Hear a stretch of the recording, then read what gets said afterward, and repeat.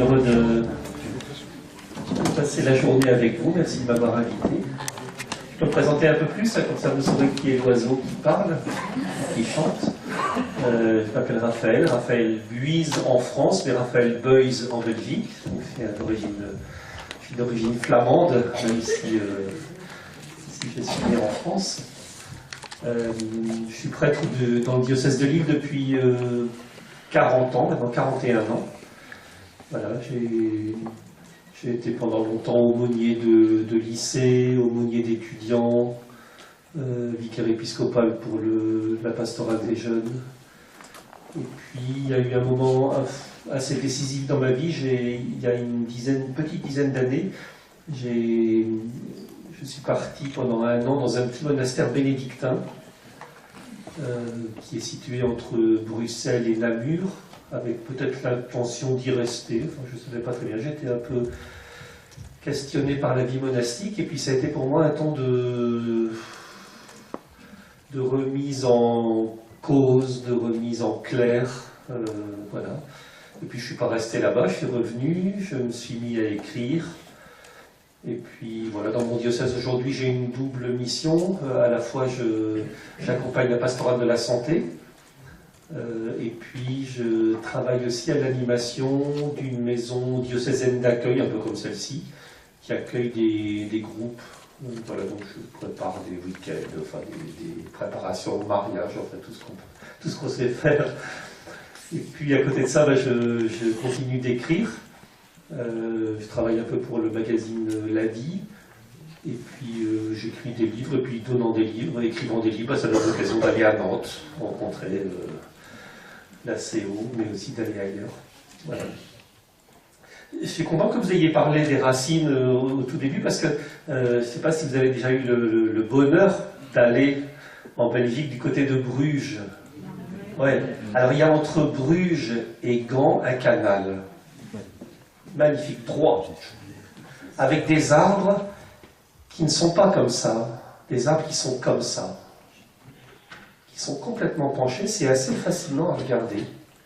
Ce sont des arbres qui doivent lutter contre le vent du nord et qui tiennent debout parce qu'ils ont une racine. Et j'ai l'impression, vous avez cité au tout début hein, que effectivement on est dans un contexte mondial un peu inquiétant, on est dans un contexte local quelquefois aussi assez surprenant, et quelquefois nos vies elles sont un peu chahutées aussi. C'est comme ça, la vie c'est pas un long fleuve tranquille, ça se saurait. Bon. Mais n'empêche qu'il y a quelque chose d'intéressant, c'est de savoir qu'on peut tenir si on est enraciné. Voilà. Et je pense que ce qu'on va essayer de faire aujourd'hui, enfin en tout cas ce que je vous propose, c'est d'essayer de découvrir qu'il y a quelque chose de beau à chercher, à enraciner notre vie dans la parole de cet homme de Nazareth, là, ce Jésus de Nazareth, qui fait tellement parler de lui, qui a tellement fait parler de lui. Alors je ne viens pas tout seul, je viens avec la femme de ma vie. C'est tout à fait officiel. C'est Madeleine Delbrel. Elle est morte quand j'étais un petit garçon. Madeleine Delbrel, donc vous la connaissez un peu. Hein. Madeleine Delbrel, elle a été assistante sociale. Elle a essayé de vivre l'évangile en plein monde. Et moi, depuis une trentaine d'années, je suis très touché par les écrits, par l'expérience de cette femme.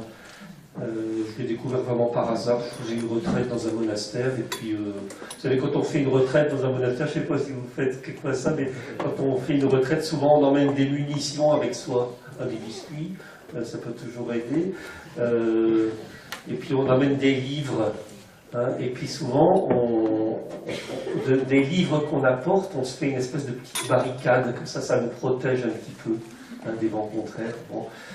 Et puis, un jour, je suis arrivé dans un monastère, c'était au Carmel de la Paix à Mazy, en Bourgogne. Je suis arrivé là, j'avais pas pris mes munitions, j'avais pas pris mes protections. Et puis, dans la chambre où j'étais, il y avait un petit livre de Madeleine Delbrel. Et j'ai lu ça, parce que j'avais rien d'autre à lire. Et j'ai été bouleversé par ce qu'écrivait cette femme. Et ce qui est très mystérieux, c'est qu'en lisant ce qu'elle écrivait, j'ai découvert ce que j'avais envie de vivre. Ah, ça c'est très intéressant. Il y a quelquefois des gens qui nous révèlent à nous-mêmes. Et Madeleine, elle fait partie de ces gens-là, et depuis 30 ans, se quitte plus. Voilà. Et donc, je suis avec elle.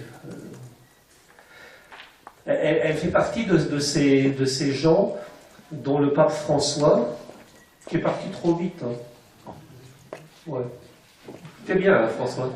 Ah, bon, Léon aussi, hein, mais François, c'était quand même quelqu'un. Hein, bon. Et François, il parlait des saints de la porte d'à côté. Vous connaissez ce texte, hein, il dit, bon, il y a les grandes figures comme ça, mais il y a aussi ces gens qui disent quelque chose de l'évangile avec un air de pas y toucher, quoi. Et il dit, bon, ça peut être une grand-mère, ça peut être une voisine, ça peut être... Et dans l'expérience, dans la vie de ces gens-là, on sent qu'il y a quelque chose qui fait du bien, quoi, et qui nous appelle à vivre. Et bien, Madeleine, elle fait partie de ces gens-là.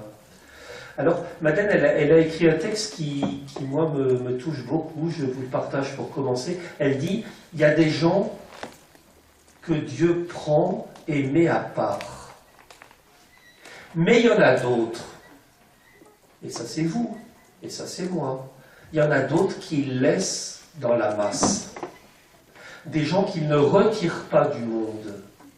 Ce sont des gens qui font un travail ordinaire, qui ont un foyer ordinaire, ou qui sont des célibataires ordinaires. Ce sont des gens qui ont des maladies ordinaires, qui vivent des deuils ordinaires, des gens qui ont une maison ordinaire, des vêtements ordinaires. Ce sont des gens de la vie ordinaire. Ce sont des gens qu'on rencontre dans n'importe quelle rue. Et ils aiment, écoutez ça, c'est magnifique cette parole-là, ils aiment la porte qui s'ouvre sur la rue, un peu comme leur frère invisible au monde, et elle parle des moines, aiment la porte qui s'est refermée sur eux. Nous autres, gens des rues, nous croyons de toutes nos forces que cette rue, que ce monde où Dieu nous a mis est pour nous le lieu de notre sainteté. Et nous croyons que rien de nécessaire ne nous y manque, parce que si ce nécessaire nous manquait, Dieu nous l'aurait déjà donné. Magnifique, hein? Magnifique cette parole. On va la creuser un peu au long de cette journée. Autrement dit, pour Madeleine, et ça rejoint sans doute ce que vous vivez, puisque j'essaie de vivre aussi à ma manière, pour Madeleine, c'est la vie ordinaire qui est le lieu de Dieu. C'est la vie ordinaire. Et ça, c'est plutôt une bonne nouvelle. Madeleine, elle dit, il y a des gens qui passent leur temps à escalader le paradis. Et bien, elle dit, pour moi, il ne s'agit pas d'escalader le paradis. Il s'agit de laisser le paradis descendre jusqu'à nous et nous creuser à sa taille. Alors ce matin, je vais vous proposer, enfin ce matin et cet après-midi, une valse à 3 temps. Jacques Brel, bon, c'est une valse à 1000 temps, mais pour nous, on n'a qu'une journée. Ce sera une valse à 3 temps.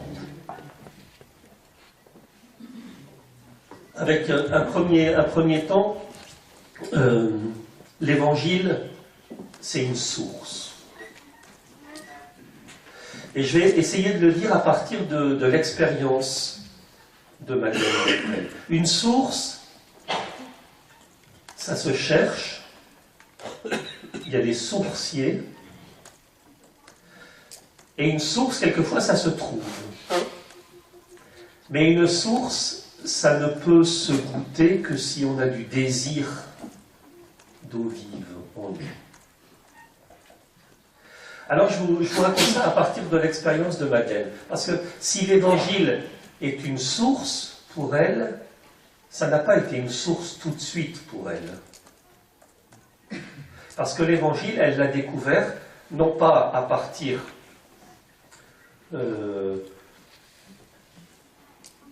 ça n'a pas été donné tout de suite, il a fallu un chemin pour entrer, pour découvrir cette source vive.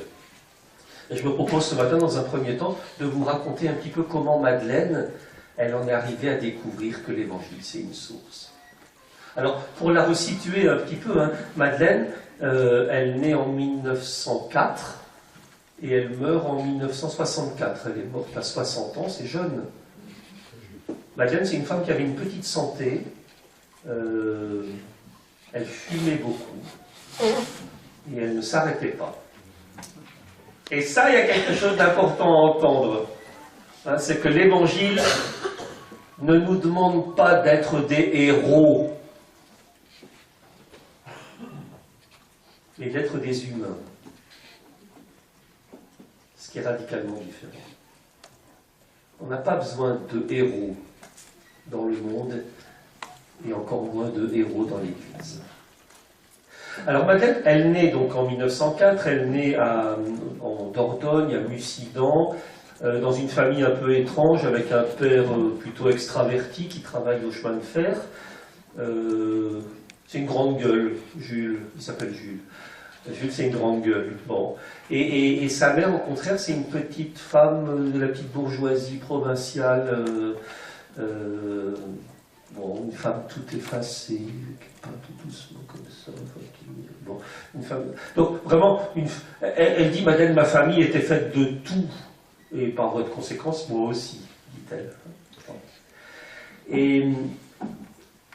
Et ça, je trouve que ça dit quelque chose, c'est que si on veut avancer dans notre vie, il faut qu'on sache d'où on vient. Il faut qu'on reconnaisse nos premières racines. On ne tombe pas du ciel, on est de la terre. De où venons-nous?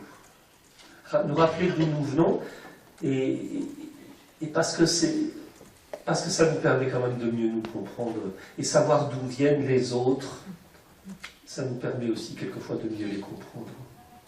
Alors, Madeleine, elle est élevée dans la foi d'une petite fille catholique du début du siècle dernier. Les parents ne sont pas du tout pratiquants, mais enfin, bon, ça se fait d'aller faire baptiser les enfants. Elle n'a pas de frères et sœurs, Madeleine, j'ai oublié de dire, c'est très important pour la suite de son histoire. Madeleine, elle est élevée dans la foi catholique, elle va au catéchisme. Et alors, près de Lille, il y a une vieille cousine de Madeleine, Janine, qui a encore les cahiers de catéchisme de Madeleine Delbrel. Alors, j'ai été, il y a quelque temps, voir Janine, là, puis elle m'a montré les cahiers de catéchisme de la petite Madeleine. Elle a 7 ans, 6 ans, et elle fait un cahier de catéchisme de petite fille, vous savez, c'est avec des petites fleurs, avec des petits oiseaux, et elle écrit des choses, mon Jésus, je t'aimerai toujours. Alors je souris, je ris pas parce que c'est authentique, hein. Faut pas rire de ça, parce que c'est sûrement authentique ce qu'elle a écrit. N'empêche que c'est la foi d'une petite fille, et nous peut-être on a aussi été élevés un peu avec des petits oiseaux et des petites fleurs dans les cahiers de caté. Non? Oh oui. C'est la création, bien sûr. Toujours est-il que M. Delbrel, il travaille au chemin de fer. Et donc ça veut dire que très souvent, la famille Delbrel, elle doit déménager. Il est chef de gare, et ils viennent même habiter à Nantes à un moment. Ils sont même venus habiter à Nantes. Ils ont été à Lorient, ils ont été à Périgueux, ils sont allés à Bordeaux, puis ils arrivent un jour à Nantes, et puis après, en 1916, voilà que Jules, il est nommé à Paris. Ça, c'est le couronnement de sa carrière, nommé à Paris, chef de gare à Paris, vous voyez un peu le bazar. Bon. Et 1916, c'est pas rien, c'est la Grande Guerre. Et alors, quand elle est à la maison le soir, avec son père et sa mère, Madeleine, elle entend Jules, qui revient du boulot et qui raconte ce qu'il a vu.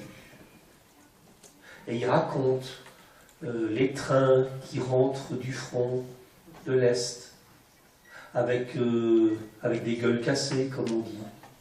Avec tous ces gens qui ont été amputés, qui arrivent avec des blessures, qui arrivent bandés, voilà. Et il raconte ces femmes qui sont sur le quai de la gare, des mamans de soldats, des amoureuses de soldats, des femmes de soldats, des sœurs de soldats qui viennent accueillir leur chéri, quoi, voilà.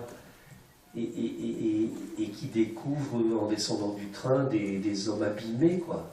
Et alors Madeleine, la petite fille, mangez-y, je penserai toujours à toi. Bon, la petite fille Madeleine Delbrel, elle se dit ce que beaucoup de gens se disent aujourd'hui. Mais quand on voit ça, est-ce qu'on a raison de croire? Est-ce que quand on voit la violence du monde, est-ce qu'on peut croire encore? On a parlé d'Auschwitz. Peut-on croire en Dieu après Auschwitz? Mais peut-on croire en Dieu encore après ce qui se passe en Iran ici en ce moment? Des milliers de morts, semble dire les gens informés. Comment peut-on croire en Dieu quand un monsieur Trump fait référence tout à fait clairement à Dieu? Peut-on croire en Dieu encore?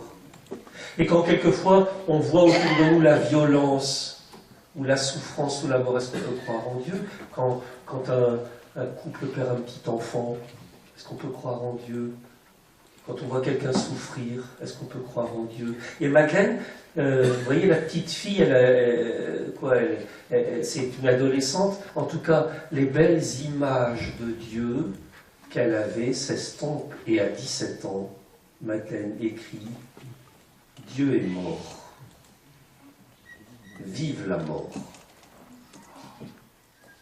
14 ans, non pas que 16 ans, elle écrit ça, 17 ans. Dieu est mort, vive la mort. Elle dit, j'ai réglé la question pour lui, maintenant il faut la régler pour nous. Elle dit, oh oui, mais les savants nous disent qu'ils font des progrès. Oui, c'est vrai. On découvre les vaccins et tout ça à cette époque-là. Oui, c'est vrai, ils font des progrès. N'empêche que la mort, elle se porte toujours aussi bien. Elle écrit, c'est pas la peine de se marier, puisqu'on va mourir. C'est pas la peine de faire des enfants, parce qu'ils vont mourir. On entend ça aujourd'hui. On entend ça aujourd'hui. Des couples qui disent, nous on ne veut pas d'enfants. J'en connais dans ma famille. Nous on ne veut pas d'enfants, parce que, ils disent pas parce qu'ils vont mourir, mais parce qu'on va leur laisser un monde moche, quoi. C'est ça, hein, et c'est en ça que l'expérience de Madeleine, elle est très contemporaine. Elle dit, je peux assurer à 100% que ceux qui liront ce que j'écris dans 75 ans, ils seront morts.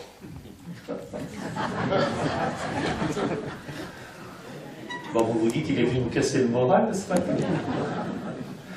Alors vous allez dire, est-ce qu'elle était en déprime, Madeleine? Pas du tout, pas du tout, pas du tout. Madeleine, elle pétillait de vie, elle aimait la musique, elle aimait la mode, elle courait dans les rues de Paris, elle a une passion pour les chapeaux, elle croquait la vie, quoi. Elle profitait de la vie. Profite, hein. On vous dit jamais ça, vous. Moi, j'ai un ami qui me dit toujours, allez, profite, hein. Profite, hein. Profite. Elle croque la vie comme tant d'hommes et de femmes aujourd'hui, qui profitent de la vie sans qu'elle ait un sens.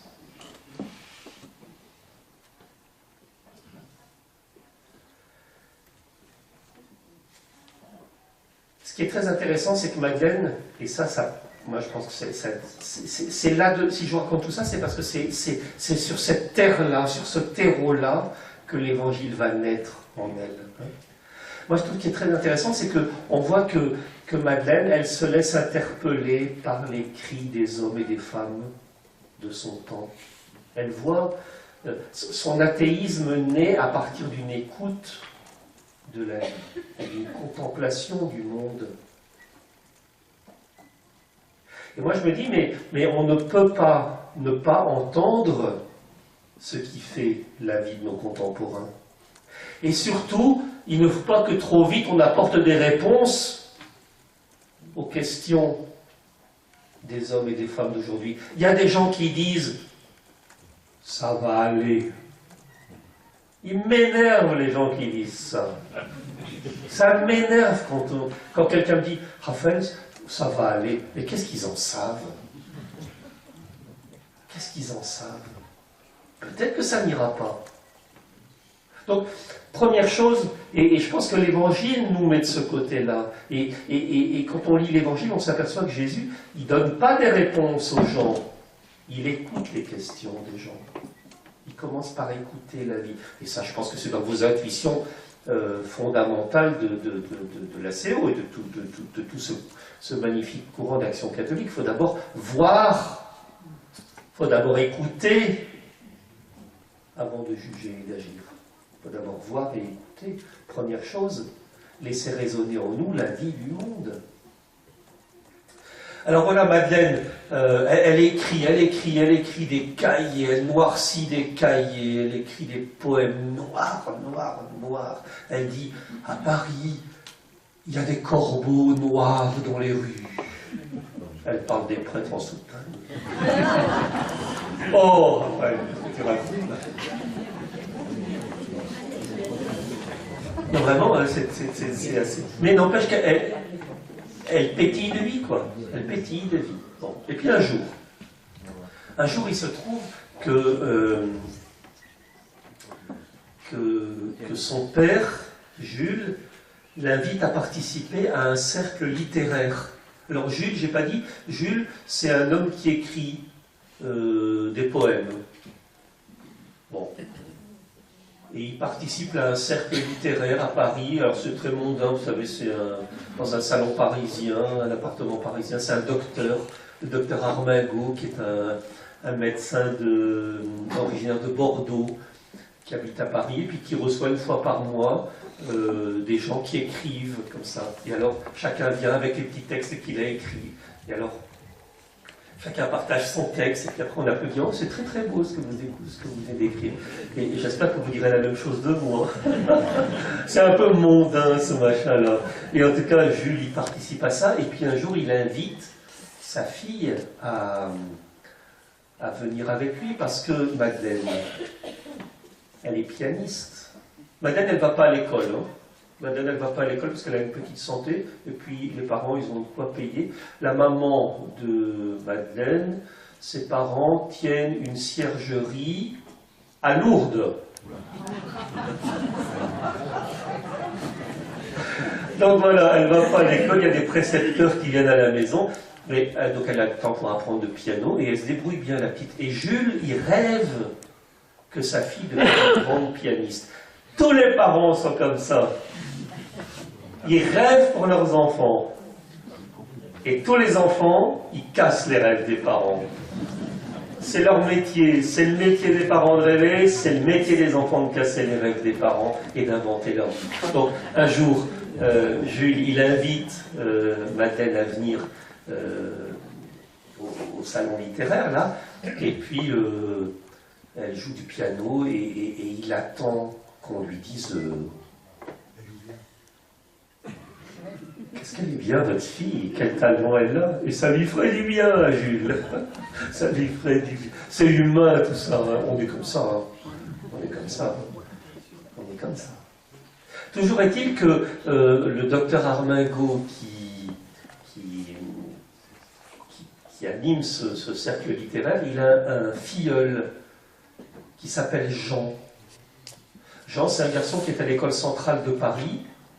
Bon, début du siècle dernier, l'école centrale de Paris, c'est quand même une école d'ingénieurs must, comme on dit maintenant. C'est un beau garçon, intelligent, il a l'âge de Madeleine, il est pétillant, et son oncle, docteur Armingaud, il a vraiment beaucoup d'affection pour son filleul. Et il trouve vraiment que son filleul, il est très bien, sauf qu'il a quand même un défaut majeur, c'est qu'il va à la messe. Et Dr Armingaud, c'est un libre penseur, c'est un bouffeur de curé, vraiment, vraiment. Et alors il rêve que son neveu Jean rencontre la petite athée là, hein, la petite pianiste qui dit que Dieu est mort, et il se dit, oh, s'ils se mettent à fricoter, à se fréquenter comme on dit, elle va sûrement le faire sortir de ses sornettes.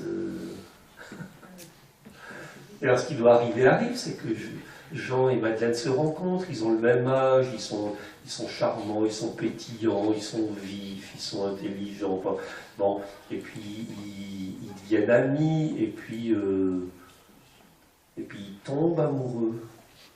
Je ne sais pas pourquoi on tombe. Je n'ai jamais compris pourquoi on tombe amoureux. Au contraire, je pense que ça aide. En tout cas, voilà, ils deviennent amoureux, et M. Armago, il pousse un peu dans le sens du poil, en disant, écoutez, les enfants, allez, avancez, j'ai une maison à Arcachon, j'ai un bateau à Arcachon. Allez, en vacances tous les deux. Partez tous les deux. Bon. Et puis voilà il y a quelque chose d'une belle amitié qui naît. Et pour Madeleine, qui disait, c'est pas la peine d'aimer quelqu'un parce qu'on va mourir, c'est comme un printemps qui se levait dans son cœur. C'est un printemps. Et puis voilà elle découvre que Jean, qui est pris de sentiments pour Madeleine, il est en même temps questionné par la foi, et il se pose la question de devenir religieux.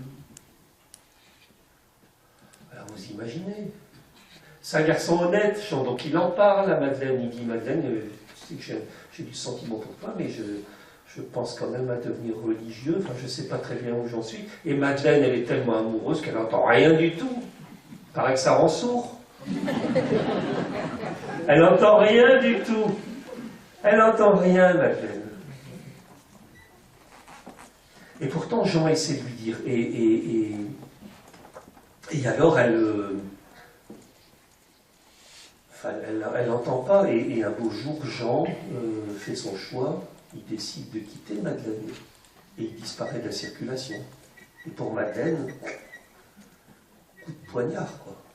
Imaginez, hein, un coup de gel sur les bourgeons, c'est toute la récolte qui est compromise. Hein. Et donc Madeleine, elle sombre dans une espèce de dépression. Alors on ne dit pas le mot dépression à l'époque, c'est pas un mot de l'époque. N'empêche qu'elle va même devoir être hospitalisée. Et elle se dit, mais pourquoi? Un autre, j'aurais compris, mais pas le mien, pas mon Jean. C'est comme l'autoroute. Hein. On est tous pour les autoroutes, pourvu qu'ils passent dans le jardin d'à côté. Hein. On est tous comme ça, hein, c'est bon. Et donc elle se dit, mais pourquoi Jean, pourquoi lui, quoi, alors qu'il est si... On aurait tellement pu faire des belles choses ensemble. Et alors, dans un premier temps, elle sombre dans une espèce de nuit profonde, de dépression, de psychologique, psychique. Voilà. Et en même temps, Madeleine, c'est un petit bout de femme qui aime bien comprendre les choses. Alors elle se dit, il faut que j'aille rencontrer les amis de Jean pour qu'ils me disent pourquoi il est rentré. Et curieusement, c'est dans cette période fragile de Madeleine que Dieu va faire son œuvre. C'est très mystérieux, ça. C'est pas... Dieu fait jamais son œuvre avec des gens blindés. Il fait son œuvre dans la fragilité. Alors elle va rencontrer tous les amis de Jean, elle va leur dire mais pourquoi, et elle va dire, mais elle écrit ça à un moment, elle dit mais j'ai rencontré des garçons formidables, des gens qui ont le même âge que moi, des gens qui sont aussi intelligents que moi, dit-elle, bon, ils sont aussi vifs que moi, mais il y a entre eux et moi une différence forte, c'est que eux, pour eux, Dieu fait partie de leur univers, et moi je ne comprends pas ce que ça veut dire. Alors elle se met à lire, et ça c'est très intéressant, elle se met à lire, elle s'inscrit à la Sorbonne, elle va faire de la philo, elle va lire. Et puis un jour elle va écrire en lisant et en réfléchissant, je ne peux plus laisser Dieu dans l'absurde. Elle dit, en lisant et en réfléchissant, j'ai trouvé Dieu. C'est très intéressant ça. C'est très intéressant cette affaire-là. Ça veut dire qu'il y a une démarche intellectuelle une démarche venant d'elle qui va lui permettre d'entrer. Elle va faire sortir Dieu de l'impossible. Elle disait Dieu n'existe pas, et elle va se dire mais comment je peux être sûr qu'il n'existe pas? Et puis elle va passer du comment je peux être sûr qu'il n'existe pas à et s'il existait, en lisant et en réfléchissant, j'ai trouvé Dieu. Mais en même temps, elle se dit, Madeleine, je crois qu'il est de l'ordre du possible, mais je ne l'ai pas rencontré encore. Alors un jour, et là on a la date, on est en 1924, le 29 avril 1924, je pense au mois d'avril, elle décide de se mettre à genoux. Alors le curé de l'église Saint-Dominique à Paris dit « ça s'est passé dans mon église ». Bon, si vous voulez, monsieur l'abbé. On n'est sûr de rien du tout. En tout cas, on est sûr qu'à un moment, elle se met à genoux et elle écrit ça, c'est un moment sans chronométrage. Et elle dit, ce jour-là, j'ai été ébloui par Dieu. 40 ans après, en 1964, quelques semaines avant de mourir, elle écrira « Il y a 40 ans, j'ai été ébloui par Dieu. Il m'a ravi. Et je suis toujours aussi ravi. J'ai été ébloui par Dieu. » Alors elle ajoute à ce qu'elle avait écrit, en lisant et en réfléchissant, j'ai trouvé Dieu, mais en priant, j'ai compris que Dieu me trouvait. Et qu'il est une réalité vivante et qu'on peut l'aimer comme on aime une personne. On est en 1924, elle a 20 ans. Alors elle écrit quelque chose de très beau. Elle dit, tu vivais et je n'en savais rien. Tu avais fait mon cœur à ta taille, tu avais fait ma vie pour durer autant que toi, mais parce que tu n'étais pas là, le monde entier me semblait petit et bête, et le destin de tous les hommes me semblait stupide et méchant. Mais quand j'ai su que tu vivais, oh, je t'ai remercié de m'avoir fait vivre. Et je t'ai remercié pour la vie du monde entier. Et ça, c'est très intéressant pour nous, cette affaire-là aussi. C'est très intéressant pour nous, cette affaire-là aussi. Donc à 20 ans, elle est éblouie par Dieu. Je dis bien éblouie par Dieu. Elle ne connaît strictement rien de l'Évangile. Et tout ce qu'elle a appris au caté de sa petite enfance, c'est passé aux oubliettes.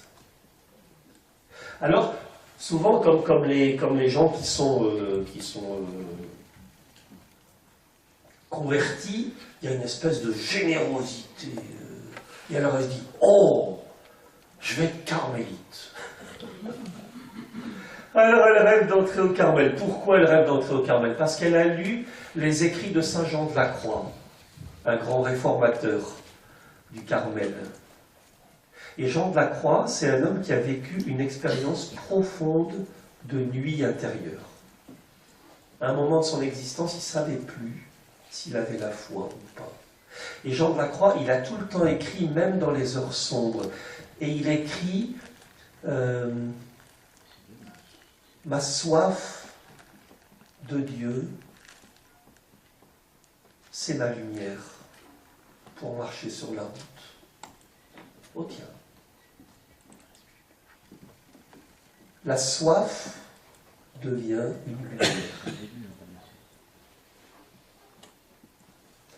Et puis elle découvre aussi, parce que, oui, c'est ça, c'est pour ça que Jean de la Croix lui parle beaucoup, c'est parce que Jean de la Croix, il connaît la nuit intérieure que Madeleine a connue. Donc ça lui parle. Et puis elle lit aussi les écrits. Quand on lit Jean de la Croix, généralement, on va lire Sainte Thérèse d'Avila, qui était aussi une grande réformatrice. Thérèse d'Avila, c'est la Madre, hein, c'est en Espagne, grande réformatrice du Carmel, une femme très humaine, mais mystique, qui, quand même, régulièrement, monte sur sa carriole, avec 2-3 sœurs de son couvent, et elle s'en va sur les petites routes d'Espagne, et partout où elle s'arrête, pouf, elle fait naître un Carmel. Et Madeleine, elle comprend que la vie, que le chemin, ça peut être un lieu d'expérience spirituelle fort. Elle comprend ça. Je suis dans le temps. Encore 5 minutes? Oui. On y arrive, hein, on va y arriver, vous allez voir. Toujours est-il qu'elle rêve de devenir carmélite, Madeleine. D'être une missionnaire, mais pas une missionnaire dans un cloître. Et puis elle va découvrir aussi un peu plus tard la figure de Charles de Foucault. Et je reviendrai un petit peu. Et elle va découvrir la figure de Thérèse de Lisieux aussi. Et donc, voilà, elle rêve de devenir carmélite, et puis voilà que la vie va la rattraper. Son père va devenir aveugle. Et plus qu'aveugle, il va sombrer dans une espèce de démence. Il va sortir dans la rue pour dire aux gens, il peut me donner un peu de pain parce que ma femme, elle ne me donne plus à manger. Enfin, des trucs que les gens qui sont pris dans une démence sont capables de dire. C'est pas vrai. Et Madeleine, elle se dit, mais si j'entre au Carmel, je vais abandonner mon père et ma mère. Elle n'a pas de frères et sœurs, je vous le rappelle. Et vous connaissez le rituel du Carmel à cette époque-là. Hein. Quand une fille entrait au Carmel, elle était en robe blanche avec une petite couronne de fleurs dans les cheveux. Et c'est son papa qui la conduisait comme une mariée. Et puis elle entrait dans le Carmel, elle passait les grilles. On fermait les grilles. Elle se couchait par terre et on mettait sur elle un voile noir. Et puis après, plus question de retrouver, plus question de se faire des câlins avec les parents et tout ça, c'est fini. Hein. Et si on voulait porter une boîte de Léonidas, pour le premier de l'an, il fallait passer par la grille, quoi. On se fait pas de bisous, quoi, c'est fini. Et donc Madeleine, elle se dit, je peux pas faire ça. Et donc, elle décide, et ça c'est très intéressant parce que ça parle aussi pour notre vie très concrète aujourd'hui, c'est que c'est la vie qui est première, c'est pas les grandes idées qui sont premières. Écouter la vie, obéir à la vie, consentir à la vie, non pas pour se résigner à la vie, et vous en savez quelque chose, pas pour se résigner, mais partir du réel. Ça c'est une leçon infiniment évangélique. Partir du réel, et quand on lit l'évangile, et on le verra tout à l'heure, quand Jésus rencontre quelqu'un, il part toujours du réel de l'autre. Et dans notre monde, et dans notre vie, et dans les multiples engagements qui sont les nôtres, toujours partir du réel, et pas de nos rêves. Alors elle décide de ne pas entrer au Carmel, elle renonce à ça, elle se dit, bon, il faut bien que je fasse quelque chose, elle dit, je ne veux pas être une bricoleuse, elle rentre dans une école d'assistante sociale, elle deviendra major de sa promotion, elle deviendra formatrice d'assistante sociale, bon, et elle fera carrière dans ce monde-là. Et puis elle se dit quand même, oui, mais j'ai quand même été éblouie par Dieu, il faudrait quand même que je fasse quelque chose de ça. Et alors un jour, elle va sonner à la porte du presbytère de l'église Saint-Dominique. Il faut toujours se méfier quand on va frapper à la porte d'un presbytère. Toujours. Parce que qui est-ce qui vient lui ouvrir? Le curé.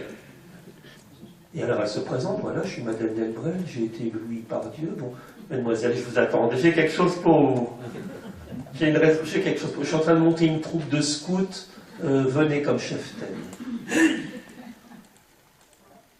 Il y a une règle chez Madeleine. Elle ne sait pas monter une tente. Elle ne sait pas faire cuire des spaghettis dans des gamelles. Et elle ne sait pas animer des chants et des veillées, faire un feu de camp. Madeleine, elle ne sait pas. Elle n'a pas appris ça, quoi. Mais il y a une règle intéressante chez Madeleine. Elle ne le dit pas comme ça, mais moi je la traduis comme ça. C'est que quand il n'y a pas de raison de dire non, il n'y a plus qu'à dire oui. C'est une règle essentielle pour la vie. Hein. Quand il n'y a pas de raison de dire non, il n'y a plus qu'à dire oui. Mais s'il y a des raisons de dire non, alors il faut dire non, parce qu'il y a trop de oui qui ont caché des non. Alors comme elle n'a pas de raison de dire non, elle dit oui, et voilà Madeleine qui devient cheftaine. Et alors c'est là qu'on arrive à la fin de l'exposé, de ce premier exposé, mais c'est là qu'on arrive aussi à l'évangile, c'est que l'abbé Lorenzo, c'est un fils de la charité, hein, un homme très engagé dans la vie concrète, hein, c'est dans la vie humaine, en pâte humaine, c'est pas une espèce de mystique évaporé comme ça, vaporeux, c'est un homme très, très, très soucieux de la vie. Il a cette bonne idée, cet homme-là, on est dans les années 1927, 28, 29, il a la bonne idée de rassembler régulièrement les cheftaines, elles sont une quinzaine de filles. Alors elle prépare les gamelles et les bidons et puis tous les machins qu'il faut pour les animations de scouts, mais aussi, régulièrement, cet homme, il ouvre l'évangile avec ces jeunes femmes. Ça ne se fait pas à l'époque. À l'époque, ceux qui savent l'évangile, c'est les curés. Et les autres, on peut leur raconter des histoires, l'évangile. Mais lui, il propose à ces femmes d'ouvrir l'évangile et de parler de l'évangile, et de découvrir l'évangile, et de critiquer l'évangile, et de laisser résonner l'évangile à partir de leur vie. Et elle dira de lui, cet homme-là, il a fait pour moi exploser l'évangile. Et elle dira de lui, cet homme, il m'a enraciné, tenez-vous bien, dans la terre d'un évangile simple. Magnifique. Magnifique. Il m'a enraciné dans la terre d'un évangile simple. Et elle va découvrir, grâce à l'abbé Lorenzo, que ce Dieu qui l'a ébloui quand elle avait 20 ans, il a un visage. C'est celui de Jésus de Nazareth. Alors, à partir de là, Madeleine, elle va écrire des choses bouleversantes sur l'Évangile. Elle va écrire l'Évangile, c'est le livre de la vie du Seigneur. Vous avez le texte, vous l'aurez, hein, vous l'avez sous les yeux. L'Évangile, c'est le livre de la vie du Seigneur, mais il est fait pour devenir le livre de notre vie. Ce n'est pas un livre qui est fait pour être compris, mais pour être abordé comme un seuil de mystère. Il n'est pas fait pour être lu, mais il est fait pour être reçu en nous. Elle dit, les paroles des livres, nous les assimilons, mais les paroles de l'Évangile, elles nous pétrissent, elles nous modifient, elles nous assimilent, pour ainsi dire à elles. Les paroles de l'Évangile, elles sont miraculeuses, elles ne nous transforment pas parce que nous leur demandons de nous transformer, mais dans chaque phrase de Jésus, dans chacun de ces exemples, demeure la vertu foudroyante qui guérissait, purifiait, ressuscitait, à condition d'être vis-à-vis de lui, comme le paralytique ou le centurion, d'agir en pleine obéissance immédiatement. Et ce qui nous aidera, dit-elle, ce sera de porter, de garder en nous au chaud de notre foi, j'aime bien l'expression, au chaud de notre foi et de notre espérance, la parole à laquelle nous voulons obéir. Il s'établira entre elle et notre volonté comme un pacte de vie. À partir de ce moment-là, Madeleine, elle a 25 ans, à ce moment-là, il y a quelque chose de complètement bouleversé, l'Évangile devient pour elle une source. Mais j'arrête pour ici. Avec une question que vous allez pouvoir vous poser, c'est, bon, Madeleine, elle a eu la chance de rencontrer l'abbé Lorenzo. Moi, j'ai eu la chance dans ma vie aussi de rencontrer un prêtre, Jean-Pierre, que j'ai enterré il y a 3 semaines, là. Jean-Pierre qui aussi, pour moi, a été un révélateur de l'Évangile. Pour vous, qui sont les hommes ou les femmes qui ont fait pour vous exploser l'Évangile? Allez, c'est à vous. Moi, j'avais une question. En fait, dans ce que vous nous avez dit de la vie de cette jeune femme, à un moment donné, vous avez dit que Dieu était apparu à elle, en fait, comme si un petit peu ça lui tombait un petit peu dessus. Et quand je pense à la chronologie de ce que vous nous avez raconté, à ce moment-là, elle avait vécu une séparation qui était extrêmement difficile. Et pour le coup, je me dis, est-ce qu'elle n'était pas en train de chercher justement du sens, essayer de comprendre ce qu'avait été le choix de son compagnon, et que dans cette quête de sens, elle s'est ouverte à quelque... Enfin voilà, c'est une question. Oui. Et je me dis, c'est pas venu de nulle part, quoi. Si ça lui est tombé dessus, c'est pas par hasard, quoi. Enfin voilà, parce qu'elle cherchait peut-être. Enfin, moi, je m'explique un petit peu les choses comme ça.